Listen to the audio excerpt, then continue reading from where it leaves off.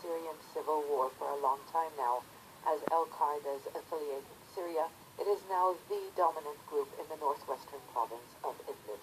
Earlier this month, it seized territory and weapons from rebel forces in the area, and that raised concerns that al-Nusra Front's new strategy is to become the unrivaled leader among opposition forces.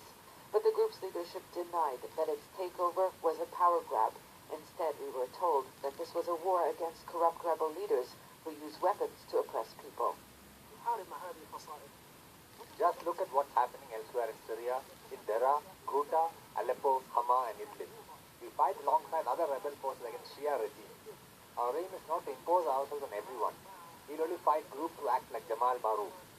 Jamal Maroof is a controversial figure who has been accused of corruption in the past, but his group was not the only one forced out of its stronghold. Al-Nusra Front also targeted the Hazm movement, and both Maroof and the Hazm movement are backed by the United States government. At the moment in the north, Nusra seems more worried about American-backed rebels and the American-led international coalition. Will it continue to confront rebel groups with whom it has been working? It's difficult to say. It's a critical time. The U.S. insists that these airstrikes targeted the Khorasan group and not al-Nusra Front, but on the ground, the feeling could not be more different because both groups share the same territory.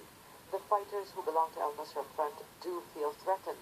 Their group has been designated as a terrorist organization by the U.S., and their vision for a new Syria is not accepted by all. What we are planning is for Islamic law to be implemented. We don't want to be the only rulers, and we'll share power with other factions for fighting to implement the laws of God.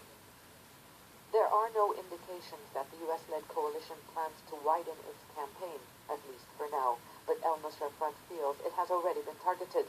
It's not clear if their recent offensive in Idlib is part of a new strategy, but what is clear is that the group managed to get rid of potential enemies on the ground.